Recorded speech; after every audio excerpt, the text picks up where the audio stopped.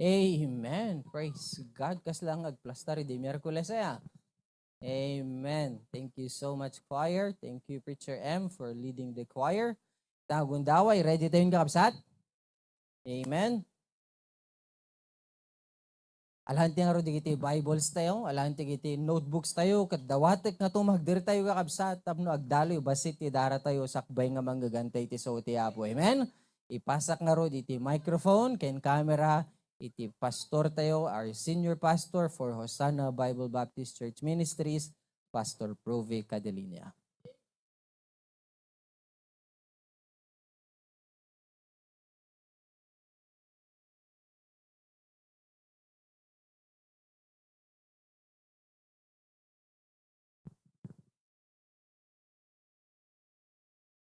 Naka-mute kan sa pastor.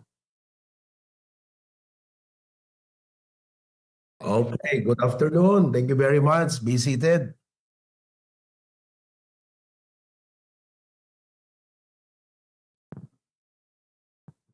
Na-play na ba yung choir?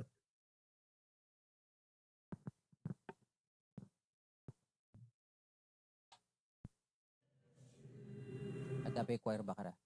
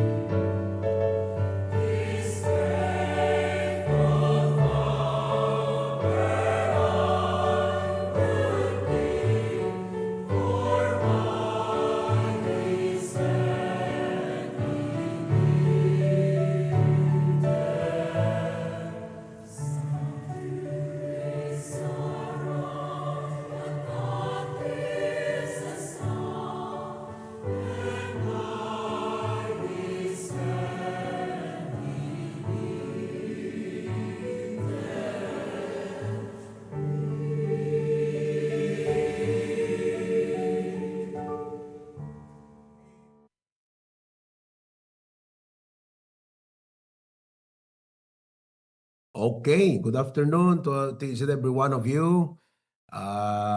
Kasalukuyang nandito ako sa office dahil ginagawa yung kalsada doon sa ating eastern part of the property. Ket madamati pa nagtubtub-tub da. So it's quite disturbing. So I had to move here and use this laptop. Tapno di kasta ket maka-join na kada kayo kakabsat. Praise God. Dahil baga malam yun, naragsakay mo lang amin. Okay. Nawon sa tao nga na nabanban mo kaya. Pero may nga amin tayo, nabambanog tilang lang nga tayo kaya. Kita man kaabay mo. Ha? Pis item man dito, abaga na tapno medyo marelax mamut baset. Pis item. Kasta. Okay. Pero amuyo kakabsat, ti Sunday, nagpintas kasi isut mang conclude DJ Lawas. Kumbaga ket gundaway tayo may agyaman, ken mangidaydayaw iti Apo dahil sa kanyang ginawa ng buong linggo. Kaya hindi pwedeng wala ito. At the same time, Sunday is not just a weekend. It starts another week. Isumanan iti mang-refresh, mang-renew, kan mangi-reset dagiti panunot tayo para iti Apo, ti church, dagiti trabaho, kan dagiti pamilya tayo. Iso nga dakkel nga pukaw mo if you are in the wrong place on a Sunday. If you are with the wrong crowd on a Sunday. Kasi kasano nga agdaydayaw ka ti Apo kakabsat, kan kasano nga mareset ta puso kan panunot mo if you are not in church. Isong Sunday must be a non-negotiable for you because number one, it's your responsibility to honor and glorify God. Nagmadimot ten kakabsat nga pinaraswan na tayo, kat datay ti paraswana, kat di tayo manlatong panan di panagdaydayaw, kung kuha na ayan, as His creation. Number two, ti Sunday, if you are in the church, the right place with the right people, and doing the right thing, eket dakkel iti maitulong na ken ka, ti biyag mo kan pamilyam for the whole week. So are you glad that you are in church today? Amen? Yes, you can be somewhere else. You can be doing something else. But again, it pays to be in the right place with the right people doing the right thing on a Sunday. Always remember, Sunday is not just a weekend. It starts the week. So it's important to be in the right place on Sunday. Praise God, we're in the right place. Well, of course, the people around you, left and right, front and back, are not perfect people. Praise God, they are not perfect. So that you have a responsibility to do. Kasi no perfecto ta kaabay mo, awan ma-improve nga kabsat. Awan no kat responsibilidad mo, right? When, kasla ko ano aming nga tao na sa lunat, sinupengar ti mayat nga doktor kan ag nurse. Amen? Wana. Oo. Awan nurse kan doktor no amin na sa lunat. No aming nga tao kakabsat na lalaingan, masapol pengar ti eskwela kakabsat. So nga gyaman tayo, the members around us are not perfect people, so that just like a body, each of us has a role and function to build each other up. Amen? Kita man ta kaabay mo, that kunam king kuana, I will build you up. Come on, look at the seatmate. I will build you up. When? Amen? Deta ti may sa purpose nga umay tayo ti church kakabsat. To worship God, and we come to church to build each other up. Amen kakabsat? So nga hanggang agawid, nga wamalat na encourage you, Oo, so may agawid. So napintas, maganda yung gagawin natin mamaya na after preaching, meron tayong gathering, groups. Oo, wag niyong gamitin yung grupo niyang magmarites, Gamitin niyo yung grupo na yan na wag sumira ng kapwa. Gamitin niyo yung grupo na yan na mag-build up ng isa't isa. Amen, mga kapatid? Oo. So those groupings are very effective when they are conducted right. But some groupings became detrimental to each one and even to the whole church because they did not do the right thing in that group. Ano yung obrada? agtutungtong, agchuchutchut, agchichismis, agmamarites. So hindi makakatulong yun. But when you do the right thing in that grouping, like you talk, you get the prayer requests of each other, that's very important. Tapos nag-realization kayo, uy, sabi nung isa, grabe, ang lalim ng understanding mo doon sa preaching ah. Ang ganda nung nakita mong bagay doon na it helps me. See, everyone has its own perspective sa preaching. Kaya it will help each one na ma-share nyo yan. Amen? At the same time, yung grupo nakaka-build ng fellowship. Alam nyo ba na isa sa mga malaking factor kung bakit nag-grow ang Christian, fellowship. Amen? Oo. Merong kapatid na sa kanya ka nakakapag-share ng problem, nakakapag-share ka ng prayer request, tapos tong kapatid na to, chinichismis, pinag-pray-pray ka, ini-encourage ka, at binibuild up ka. Talagang lalong lumalakas ang spiritual life mo. Amen? That's why I cannot imagine a Christian without a local church. Kaya praise God, we belong to a local church and it's not just an ordinary local church. Hindi tayo katulad ng mga church na, okay yan, nagsimba na. No, every member is engaged. Napansin nyo? Di ba? Very engaged ang lahat ng member natin. Wala tayong membro na hindi tinututukan. Lahat ng mga membro ay tinututukan talaga. New or old, young or old believers, talagang tinututukan lahat yan. Amen ba mga kapatid? Okay, so I'm so glad to see you all. Yung mga kapatid natin na taga-Dingras, nakakatuwa, nandyan kayo sa second row. I'm so glad you are all there. Yan. Kayong apat kayo, di ba? Oo. Alam nyo ba na anniversary ng Dingras kahapon, yung ating gawain doon? Yeah, nagaduti bisita nga imay, nakakatuwa. 3 years pa lang ng ating ministry doon, pero alam nyo yung ministry parang 15 years na ang katumbas. We have a very dedicated preacher, praise God. Talagang hindi mamamatay yung gawain doon dahil yung preacher, buhay na buhay. Si Preacher Rohel, supported by Ma'am Malo. Yan o, kita nyo naman yan. Alam nyo kung saan yan ginanap? Sa harap ng munisipyo. Walang aircon. Oh, pero ang mga tao captivated, interested lahat. Yan o, pambira, sino ba yung nakatayo dyan na nakata-raise ng Bible? Parang artista yun ah. Amen. Grabe oh. Ayan yung mga bisita natin, taga Sentro, sa Madamba, sa hindi ko na alam kung ano yung mga iba, Baksil, okay, Peralta, yan, Albano, De La Cruz, Cadelinia, lahat na yata yung apelyido ng mga ano, nandun lahat. Ayan yung special number natin, no? Yung mga kids, oh, di ba? Kaya ayan naman yung mga giveaways natin. Kita nyo? Nag-giveaway tayo ng anong tawag dyan, yung mug. Oo. Tapos batuyong rice. Salamat sa mag-asawang si Brother Sunny at Sister Liberty. Dahil napaka-generous nila mga kapatid. Sila yung nagbigay ng mga rice na yan para lang maipag-giveaway natin. Diba? So our attendance was more than 100 yesterday. Sabi ko sa kanila, on the 5th year, doon na tayo sa Civic Center mag-anniversary. Kasi grabe. Di ba? Praise God. Yung mga adults natin, nakita mo, automatic yung kanilang cooperation. Parang mayroon silang sistema sa utak, automatic ang cooperation nila. Yan yung mga members natin currently. Yan sila mga kapatid. They are the members currently.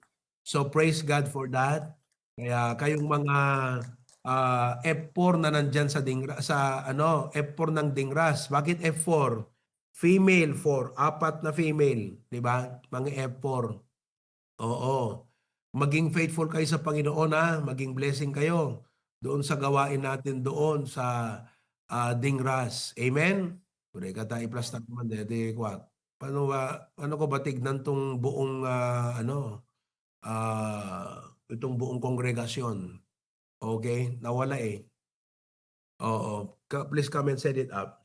Alright. So, yan ang update natin sa Dingras. To God be the glory for that. Kaya bukas, Wednesday,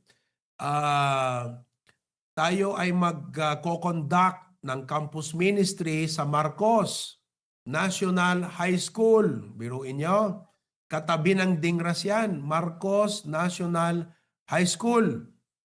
Oh, kaya kailangan ng pangbulalo ng ating mga teachers. O baka gusto nyo magbigay ng pangbulalo.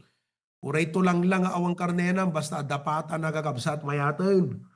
Oh, ito importante, Brother Guy J. Digo. Malagip ko ito tumang ti baka ngalutlot tong Brad. Praise the Lord. I'm glad Brother Guy is there. Oo. Okay, so yan ang update mga kapatid. Tapos, sa Lasam, okay, meron na tayong bagong mission house ng Lasam. Okay, tignan nyo muna yung picture ha. Lasam to. Oo. And I'm so glad we have a family. At i-inform ko si Preacher Glenn mamaya. We have a family dyan, mga kapatid. Praise God for your commitment. Nag-message sa akin. Pastor, sabi niya, ang ganda-ganda ng preaching mo kahapon.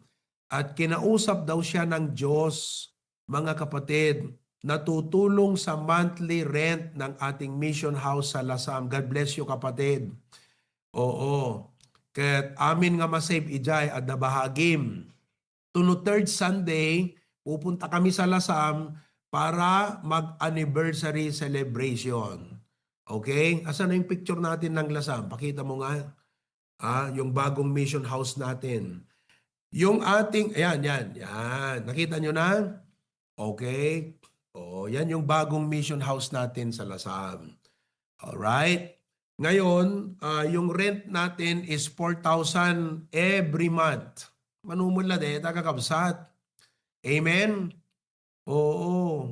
Kung nangarod ni Jonas, di kalmang birthday na ita. Isot nang to first month rent, dete Lasam. Alam mo kasi, Pastor, dati nung hindi pa ako saved, hindi ko pa nailapit sa church natin, mahilig ako mag-savings.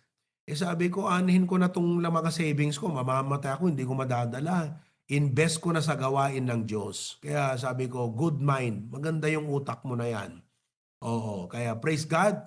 Tapos yung ating internet, nasa 1.5 yata, 1.2 o 1.5 yung PLDT every month. Ngayon yung bahay na yan, may mga papaayos pa tayo dyan. Lalagyan natin ng lababo sa labas. Ipapatiles natin yung CR. By the grace of God, mukhang dito tayo medyo magtatagal ng kaunti. Kasi hindi tayo basta-basta makabili ng property ngayon. So pagagandahin natin yan. Let's make it presentable. Okay? Papinturahan ko dun sa loob ng maayos. Kung lagyan pa natin ng linoleum, alam yung linoleum? Kasi semento lang yung ano niya eh. Okay din yun. Pero syempre, gusto natin ng presentability kahit papaano. Importante yan. Excellence lahat yan, mga kapatid. So, doon na sila nag-service kahapon and masaya silang lahat. Praise God. I hope ito na ay isa sa mga magiging daan para dadami ang ating mga members doon sa Lasam Cagayan. Amen ba mga kapatid? Okay. Kanina naman, nag-speak ulit ako sa munisipyo. Na-miss ako ng ating mga empleyado and praise God, nandun ang mga bagong halal na mga opisyales, mga sanggunyang bayan. Oo. Limada nga dadjay kakabsat. Kat per me, nagpintas na in-share ko nga message itay. Tin-share ko kunat, it is not the title that defines the man. It is the man who defines the title. It is that title that changed the world. It's the man who holds that position that changed the world. And the man who holds the title to change the world, he must have a servant's heart. Nagbayad agasam ta, dabagat nga sumungad dito eh. Labas-labasan niyo, servant's heart nga rodeta kung nagkakatawa dagakabsat. Samo ko na, it's not my duty. You need to do the extra mile. So, nakamay-mayat overall. Per me. So nga, Han nga isut message ko di jay, ada nagpuyatak idirabi nga inaramid nga lesson, ngam itay agtakderak ijayang kakabsat, just 3 minutes before I was about to speak, God impressed a different message in my mind. Awan outline na naglikawak lang kakabsat, ngam nagpintas nga topic about servant's spirit. Kat itinalpasan, imedak inalamano, kat praise God, dagiti baro nga sanggunyan tayo, na i-level up nga bigla, ti respeto da kada tayo kakabsat. Kat kayat da nga mapanak to agpray, ijay konseho da. Di na kamay maya, Tatay Roger, ni Tata Roger, tagapasukin. Di ba? Kat praise God, at damot effort ni Pastor Ber kakabsat, o digiti lalakay tayo sa jay nga imay itay, gurigor ni Pastor Ber, ikaragyo, medyo nakapsot ti salun at na gurigor. Kat naimbagta da digiti lalakay, nga kabarkada ni Tata Roger, jay pasukin, isudat kadwak nga napan ijay munisipyo itay. Naragsakay mo lang kakabsat, amen? Una, kat update, may redredin, deti kapilya tayo, nga maikan iti solar panel. Palakpak mo't dita nakakabsat. Kat dagayo ti instrumento ti Apo kadetagan. Well, iso nga, no agawid kay to ditoy, umay kay umyan to tagakabsat tapno adamad la serbi di solar panel. Okay? Ma-solar panel jay Vice Presidents, may kan pay solar na ditoy, kapilya tayo kakabsat. Iso nga danto bukod tayo nga initan. Amen? Well, solar nga raw. Okay? At iso ti agdama nga pagkabisyan ni Preacher Glenn nga mangkit kita, uray adda dita, kat praise God kakabsat. So we'll send you the picture. Tapno makita yung tumot. Ayan, dita solar panel tayo. Isuntot may isa nga kadaklan nga building nga naka-solar panel kakabsat. Iti Ilocos Norte. Di kita munisipyo tayo pay solar na. Datay tupelang kakabsat. Kita nyo man pa'y tata. So nga nakamay-mayat di ministry tayo ay kakabsat. Amen? Well, agawid kay nga mina na tapno kwa agpe-fellowship tayo dito yan. Okay? So I'm so glad to see you all. Nakita data kakabsat. Kati apot ay gore kadyak pa kayo nag-preach. Kala pagpakada mo, dati bagbagakon. Okay, mangrugitay pa lagayam. Ti lesson tayo itang malam kakabsat. Amen? Okay.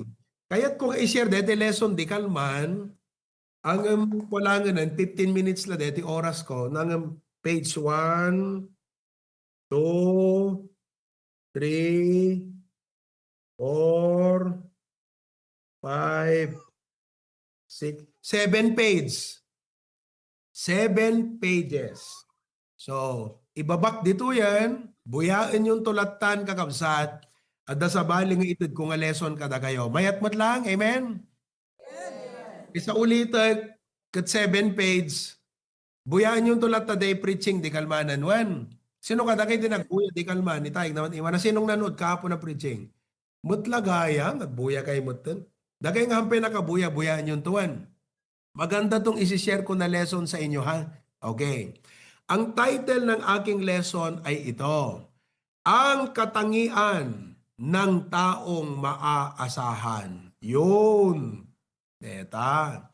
Ang katangian, mga katangian, una yan, ng taong maaasahan. Okay?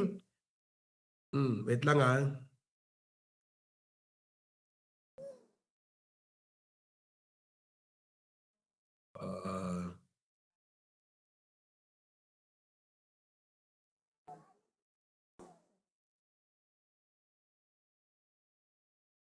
Sige. Ang katangian ng taong maaasahan.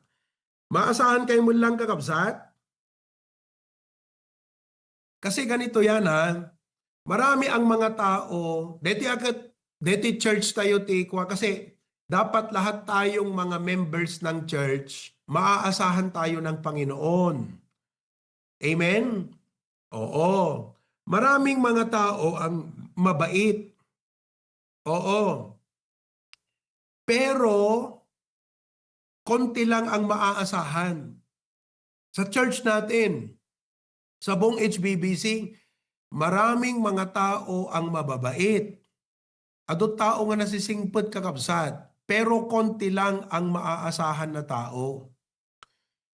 Kasi kakabsat, mabalin nga nasayaat ka nasingpet hanggang makiap-apa, ngam ti problema, you lack the character traits to be a reliable and dependable person in the church. Now, to prove my point kakabsat, the Bible says in Proverbs chapter 20 verse number 6. Ito, Proverbs chapter 20 verse number 6. It says, most men will proclaim everyone his own goodness. Pwede kayo, awan sapay? Anong sapay na i-flash yung anti-screen? Proverbs chapter 20 verse number 6. Yon. Most men will proclaim everyone his own goodness. Kita ninyo? So maraming tao ang magsasabi sa'yo gaano sila kabuti. But a faithful man who can find. Is that clear? So you may be a good person with good heart, good intentions, and even good motive. But when it comes to reliability, hindi sapat yung pagiging good. Dapat merong kang karakter. So as your pastor, I would like to raise and teach you all to have the character necessary to be a reliable person. No question. Marami ang may magandang kalooban. Pero kung hindi rin na-mold ang karakter, hindi din maaasahan. I am not trying to devalue or disqualify a good man, ang taong may magandang kalooban. Pero ang magandang kalooban plus magandang karakter equals reliable and dependable. So if you are already a man who is good, maganda ang kalooban, what you need to work on right now is to build your character. Because good heart, good ability, plus good character equals reliability. Amen ba mga kapatid? Alam niyo ang isang kailangan na dapat ma-raise o ma-develop ng ating church? Reliable Christians. I've been preaching in many churches. I've talked to many pastors. Isa ang problema at kulang ng maraming pastor. Alam niyo kung ano? Ang mga miyembro ay hindi maasahan. Hindi maasahan ang mga miyembro. So kahit ang pastor masipag, preach ng preach, pero pag ang mga miyembro ay hindi nag-build up ng character of reliability sa kanilang buhay, kahit maganda ang kanilang kalooban, kahit pa sasabihin, Pastor, I'm with you, I will not fight you, I will not go against you. But if they do not learn these characters I will teach you today, they will not become reliable. Now, I know all of you are good-hearted people. Sino sa inyo ang masama ang kalooban? Itaas ang kamay at ilabas na ang taong yan. Wala naman siguro sa inyo dyan ang masama ng budhi at kalooban. Lahat kayo mabuti. Amen. Pero upang ang Diyos ay maasahan niya ang buhay niyo, mapagkatiwalaan niya kayo ng ministry at mas marami pang blessings para sa ministry, then learn to develop these character traits. Number 1 in the list, mga kapatid, is the character of consistency. The character of consistency. Amen? Okay, dali lang. The character of consistency. Now, pag sinabi natin consistent, mga kapatid, it means doing something regularly without giving up. Maaasahan ang tao na pag may binigay ka na trabaho ay talagang sisikapin niyang magawa yung trabaho na yan no matter what. Kahit absent siya, tatawag siya ng tao na gagawa dahil ang taong yan, ang utak niya, sabi niya, itong trabahong pinagkatiwala sa akin ay dapat magampanan ito whether I'm present or not. That's what you call consistency. Amen ba? Hindi yung, alam mo ang problema ng maraming mga Kristiyano, pag January, set ng goal, February, wala na naman. Sino sa inyo ang ganun? Wala. Kita ninyo mga kapatid? Wala. Kasi January, I will read my Bible through. Okay. February, tinanong mo, kumusta ang Bible reading mo? Anong chapter ka na? Yun nga Brad Chapter 2 pa lang ako ng Genesis. Biruin mo yun, February na, Genesis chapter 2 ka pa lang. Hello? Oh. January, nag-renew ng giving, I will give my tithes. February, wala na naman. Mga kapatid, pag na-realize mo itong character of consistency, ito ang magbibigay success sa mga commitments mo sa Panginoon. Commitment is not enough. You need to have the character of consistency. Puro rugi, awan malpas na kakabsat. Wala, hindi magsasucess. Sabi nga nila, hindi magsasucess ang tao na walang character of consistency sa anumang aspeto ng buhay. Tignan mo to. Kung may sakit ka, niresitahan ka ng doktor, 7 days sabi niya, 2 days pa lang tumigil ka ng mag-take ng medicine. Gagaling ka? Lalo kung antibiotic, 7 days daw ang antibiotic. Tapos bawat take mo, nawala na yung lagnat mo, tumigil ka na rin mag-take. Samantalang ang sabi ng doktor, kahit wala ka ng lagnat, i-take mo pa rin to kasi dapat 7 days mo i-take ito. Sabing ganon, dahil nga antibiotic. The second day, wala ka ng lagnat, ay magaling na ako, titigil na akong mag-medicine. O di ba ang galing mo? Mas magaling ka pa sa doktor. Pero alam mo ang problema, hindi ka consistent. Sino sa inyo mga kapatid, matagal ng panahon na plano nyong mag-diet? Taas nga ng kamay. Yes. Anong ginawa mo kapatid? No rice ka ngayon. Grabe, sabi mo, wow. Nung nagutom ka, tapos dumaan ka pa naman sa food court, dumaan ka naman sa kainan, naamoy mo yung chow fan ng Chinese, naamoy mo yung masarap na hamburger ng Jollibee. Sabi mong ganyan sa sarili mo, ngayon ay cheat day. Ang sama ng loob mo dahil na-break mo yung record, tumigil ka na naman. Maya-maya sabi mo, kakaramdam ako ng sakit, mabigat ang katawan ko. Magda-diet na talaga ako, nag-diet ka ulit. Tumigil ka na naman. So ano ang problem mo kapatid? Inconsistency. Ang problema ng lahat ng tao kung bakit hindi nakakaangat, hindi nag-i-improve, inconsistency. Mga kapatid, tignan nyo ang Biblia. Ang sabi ng Biblia, maging consistent ka sa ganito. Joshua 1:8, tignan nyo Dapat consistent ka, Joshua 1:8. Anong sabi doon? This book of the law shall not depart out of thy mouth, but thou shalt meditate therein day and night. Alam mo yan?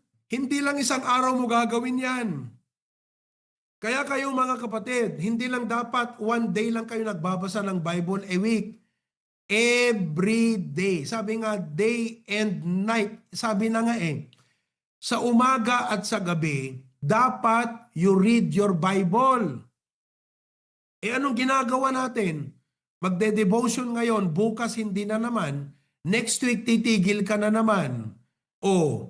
So saan mapupunta ang Christian life mo? Backslide. Kaya alam nyo yung mga nagbabackslide na Kristiyano, kung bakit nag-backslide yan? Kasi nagsimulang tumigil sa isang maliit na spiritual habit. Kaya para hindi ka mag-backslide, huwag mong itigil yung habit na ginagawa mo. Yung magbasa ng Bible, mag-pray sa umaga, akala nyo simpleng bagay to. Mga kapatid, listen to me. Let me show you the business world and the career world. Ha? Do you know that success is not a product of occasional great things? Ulitin ko, success is not a result of doing great things occasionally, but doing small things regularly. Halimbawa, gawin mong habit ang mag-savings. Yung $500 a month. Sabihin natin sabihin natin yung tao na pag nakaisip, uy, may $500 ako, isave ko. Kung kailan naisip niya, saka lang siya magsisave. Matatalo ka doon sa tao na $100 a month pero regular niyang ginagawang itabi. Kasi yung $100 a month, kapatid, sa isang buwan, $1,200 yun. No, sa isang taon, $1,200 yun. Sa loob ng 10 taon, $12,000 yun. Ikat nukas ka lang makapanunot nga utot kakabsat. Nga no, dapat 500, ag-save man. Wala kapatid. Kaya nga ang success is a result, not a result of doing great things occasionally. It is a product of doing the little things regularly. Hello mga kapatid. Buhay pa ba kayo dyan? Amen ba? Oh. Kaya sabi ng Bible, this book of the law shall not depart of thy mouth, but thou shalt meditate therein day and night. So if there is one character that you need to build up to be a reliable Christian, I tell you what, you do those little things consistently. Umay ka makigimong, uray madit pagbagim. Uray na bambanog ka, ingkalat tagakapsat. Kasi nga, alam nyo kasi, ang taong consistent, hindi niya kailangan ng motivation para gawin yan, kapatid eh. Yung kanyang ugali na consistent, yun yung magpupush sa kanya. Kaya yung mga tao na laging nagka-come up ng excuse, wala. Pero yung tao na kahit marami sanang dahilan, pero dahil nga ugali niya na kung meron na siyang sinimulang gawin, tutuloy-tuloyin niya yan, kapatid. Consistency ang tawag doon. Yan yung tao na masama ang loob niya pag hindi niya nagawa yung gagawin niya. Kasi nga consistent siya eh. Parang maintenance yan, kapatid. Oh, sino sa inyo ang nagme-maintenance? Sino sa inyo ang may maintenance sa high blood? Itaas nga ng kamay yung may maintenance sa high blood. Oh. Subukan yung pasundot-sundot yan, mga kapatid. Tumar ka. Uno, anang maminsan na tumarim lata amin na yun. Mayat? Adadang na perdi ka na. Kaya nga consistency, mga kapatid. So, the Bible is teaching us the character of consistency. Sabi ni John Maxwell, small disciplines repeated with consistency every day lead to great achievements gained slowly over time. Oh. Kaya yan ang isang mahalagang maunawan nyo ng consistency. Ang pangalawa sa consistency, mga kapatid, hindi lang yung doing something regularly. Another point of consistency, mga kapatid, is doing things excellently even without supervision. Doing things excellently even without supervision. Oh, yan ang taong consistent. Yung kahit walang tumatawag na sa'yo, walang nagfa-follow up sa'yo, wala nang nagpapaalala sa'yo, ginagawa mo. Kailan ka kaya dumating sa point na consistent ka sa bagay na yan, na kahit walang magpapaalala sa'yo, ay gagawin mo na? Oh, amen mga kapatid. Halimbawa, tithes, nag-start ka na. Oh, tapos mamaya hindi ka na naman magta-tithes, papaalalahanan ka, Brad, nag-tithes ka, Brad. Sis, nag-tithes ka, Brad. Brad, bakit bakante itong 1 buwan mo? Bakit bakante yung 3 buwan mo, Brad? Hindi ka consistent. So brethren, listen, do not underestimate consistency, mga kapatid. Amen. So I hope na itong bagay na to, ang kupabayagan ng kakabsat, amok nga maawatan nyo. Katay ko na akon, uray basit pay iti nasursurom ti Christian life no consistent ka nga mangubra. Agro ka ken makatulong ka ti church. Panagbasang Biblia, panagkararag mo, okay? Panakigimong mo, panangitid mo ti tithes and offering mo. Tapos every week ko na agibunong ag ti gospel tracts, consistent mong obraan deta. No once nga inrugimon kakabsat, obraan nga consistent. Kat amuyo, maasahan ti tao nga uray dim supervision, uray dim palpalagipan, uray dim checken. Obraan na latta, di obraan na. Kasta ti kayat ti Apo nga mabuild kada tayo. Amen. Amen, kakabsat? Okay, number 2. The second character trait, mga kapatid, na dapat ma-develop to make us reliable is extra miler. Okay? Maasahan ang tao who will do more than what is told. Extra miler. To be extra mile is to have the habit of rendering more service than expected or required. Yan. Alam mo, Christians, itong extra mile, ito ang binigay ni Jesus Christ na dapat nating i-practice whether in church or in family or in the workplace. Be an extra mile Christian. Just to give you a short background, sa Matthew chapter 5 verse 41. Okay? I will close here tapno makapagtutungtong kay ka dito lesson tayo aya. Matthew 5:41. Oh, ang sabi diyan, uri kagad jak mabasa, pin. And whosoever shall compel thee to go a mile, go with him 20. Noon kasi, yung mga sundalo ng Roman, sabi nila sa mga Hudyo, oy, bagkatang man dito bag ko, may sa kilometro. Kunada ko man. Kat siyempre kung nadigiti Hudyo, Lord, napaka-unfair ng mga Roman soldier. Wala kaming sweldo, wala kaming compensation. Ipapabuhat sa amin yung kanilang bag ng 1 milya. So they were expecting Jesus to sympathize with them. Alam nyo ang naging sagot ni Jesus instead. Sabi niya, kung mayroong nagpabuhat sa'yo ng bag sa 1 milya, you go with him twain. Gulat yung mga tao sa kanya. Sabing ganyan, grabe naman, hindi namin kaya to. Pero yan, kung bakit mga kapatid, because Jesus is pushing us beyond our comfort zones. Ang gusto kasi natin, magtrabaho lang para may sweldo. Ayaw ni Jesus na ang motive niyong magtrabaho ay dahil sa sweldo. Ang gusto ng Panginoon, kaya kayo nagtatrabaho para maglingkod.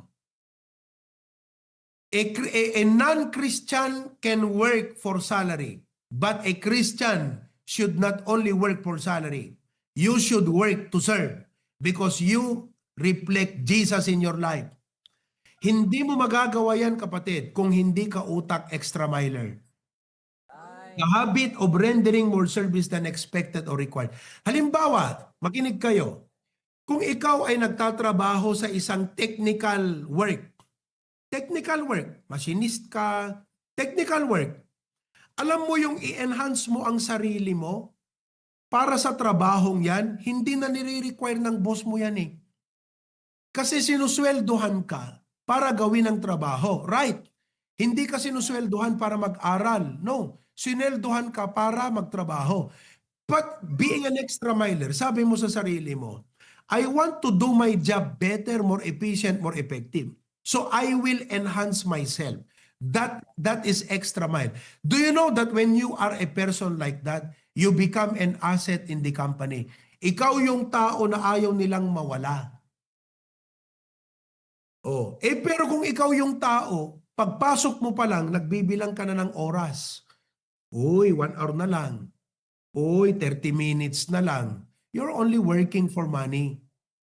Ang Panginoon ayaw niya na tayong Christians, ganyan tayo magtrabaho. Kaya kayo, no apay nga guy-guyo dun yun sa kayo nga mapanagubra kakapsat because you are not you're not acting like a Christian. You're acting like a non-Christian. Dapat mapan ka agubra to serve. Be am lat tatasweldo nga kabsat, umay lat taking ka deta. After all, you are serving Christ eh. He is our boss. Oh, so nga nakapimpintas dito, extra miler ka kabsat. Amen? And do you know what? The world becomes better. Not because of talented people, no. Because of people who do the extra mile. Kat kasta kumamot ta church tayo kakabsat. Ti expected king ka imay nakigimong. Ngam no detay timulong ka pa yan, extra mile di jaya. Kat ko na, awan assignment ko nga tumulong dito eh. Ang agawid akarod nga dimot na plastar. Already da imbaga nagatumulong aklat nga giplastaran. Because you are always thinking, what else I can do to help? Amo yung kakabsat, listen, hanasin sinan dito, isursurok ka da kayo. Agpaiso nga ti goal na dito to honor God. Pero as a law, nagpintas ti develop na ti biyag mo na ma-appreciate mo na dito yung kakabsat. I'll give you this last remark. Amom no negosyante ka dito Pilipinas, kat adabayin te nga taom, siyempre taom di kita right. Ti expect ang dagan ka agtrabaho da, swelduam correct. Ngam no extra miler ka nga negosyante, you do not only employ people and give them the salary they deserve. You know what you do? You conduct training to build them up. Awan deta di nagtulagan yun kakabsat. Awan deta di sweldo. Handa ka pa ikot sweldoan nga mang develop kadakwada. But you know, because of an extra mile mind, when you develop your employee, they help build your company better. Isu nga ti extra mile mindset, deta ti sekreto ti tao nga mas successful kaysa ti daduma nga tao. Kasi ti daduma kakabsat, mapala agubra gapot sweldo. Ngam ti extra miler saan? He will always improve what he is doing. So nga deta nga insuro ni Jesus Christ, aramidon tayo to honor Him. But actually, in life kakabsat, nagpintas deta nga prinsipyo nga pagbiagam. Awam mapukaw ken ka, puro gain iti ibalik na ibalandra na gan kakabsat. Amen? Amen. Kakabsat, napintas na nga pagsasaritaan yon. Amen? Ano dyan na adal tayo nga dua? Consistency. Number 2, extra mile. Lord, thank you so much. God bless, Lord, everyone. Napintas tayo lesson may tayo Sunday school.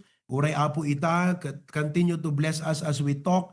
And digiti groups apo as they reflect before they go. In Jesus' name, amen. Amen. Praise God. Thank you very much, Pastor Pruvi, for that very simple yet meaningful message, kakabsat. It makes a difference. Consistency makes all the difference, kakabsat. And also, let's not do only what's expected of us. Let's go beyond that. Amen? Lumagdarating ang kakabsat. Let's pray for our tithes and offering this afternoon. Let's pray. Lord, Heavenly Father, thank you so much, O Lord God, sa digiti mensaheng palubos mo apong ingkam na adal ken nanggaganita nga malem ket nagbabagas daw apo. Imo na natatay ti Sunday School through Preacher John Ray, how to grow, O Lord God. It is simple things, 4 simple things, O Lord God, that we need to apply into our lives, O Lord God. Simple da, but Lord, nubrain mi digitoy consistently, it makes all the difference in our lives, O Lord God. Thank you, Lord, that i-share ni Pastor Pruvi all the updates, the things you're doing in HBBC. Thank you, Apo, umuna parabor mo, pakadwa provision mo, and ti favor mo, ken ti leadership ti Pastor Ming, impay mo, O Lord God. Thank you so much that we are a part of this organization, O Lord God, hang organization iti lubong, organization nga in tuding mo, O Lord God, yung ministry, Hosanna Bible Baptist Church, nga han kami laing apo nga nag-status ko, no digiti continually apo nga grow. Nagyaman ng apo, ti dakil nga ayat, ragsak, digiti kakabsat, nga makikomunikar, ken actively participate, kadigiti ongoing projects and ministry apo. Ket patuloy mo kadi Lord, bendisyonan digiti kakabsat, ti HBBCY paho, digiti apo, tithes and offering, impatalik mo kanyami, agsublikeng ka, pagdayo miken pagyaman miken ka, O Lord God. Please Lord, bless the gift and also the giver this afternoon. Because all this we ask in Jesus' name. Amen and amen. You may bring your offerings, Kapsat.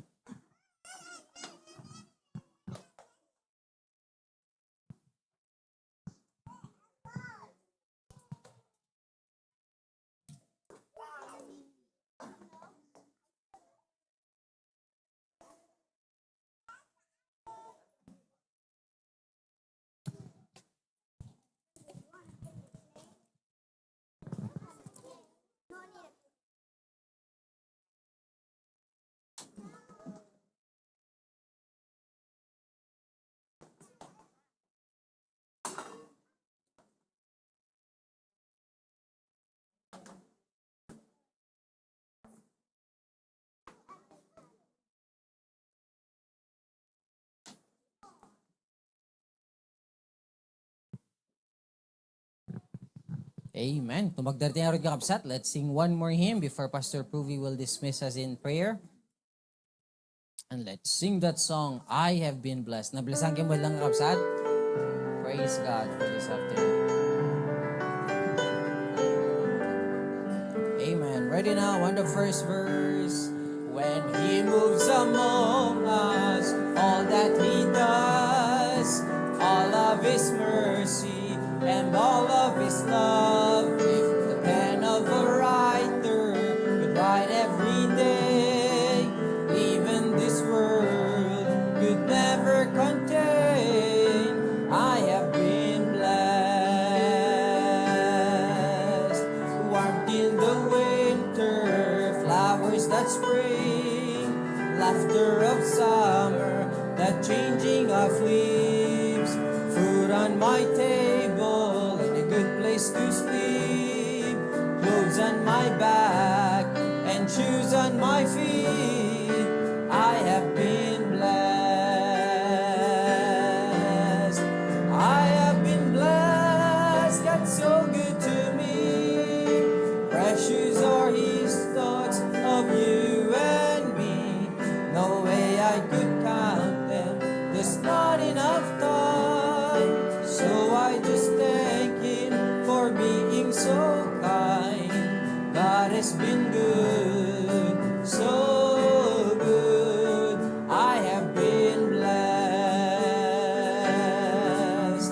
Arms that can raise, a voice that can talk, hands that can touch, legs that can walk, ears that can listen, eyes that can see. Oh, I've got to praise Him as long as I breathe. I have been blessed. Father and mother, nurtured and raised, sisters and brothers, memories made. Our pastor to lead us, the altar to pray, stripes that can heal, the blood that still saves. I have been blessed. I have been blessed. God's so good to me. Precious are His thoughts of you and me. No way I could count them. There's not enough time. So I just thank Him for being so kind. God has been good, so good. I have been blessed. Amen. Last verse. It's my shoulder to lean on when I am down. The rock where He leads me when I'm overwhelmed. It's the place where He hides me under His wings. He's not just a song, He's the reason I sing. I have been blessed. I have been blessed. God's so good to me. Precious are His thoughts of you and me. No way I could count them. There's not enough time. So I just thank Him for being so kind. God has been good, so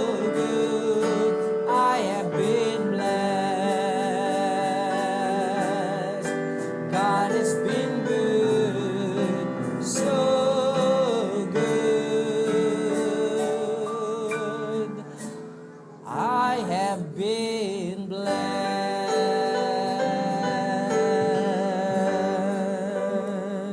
Amen. Pastor Provy, please. And, okay. Karkararag yulat tamo, dede, bisa mi ti Europe kakabsat ano, anato ti Amen. panagdanan iti Apo. Amen. Amen. Okay, let's pray. Lord, bendisyonam dagiti kakabsat, salon at kirid pigsa, nga mapanmanan agubra itang alawas.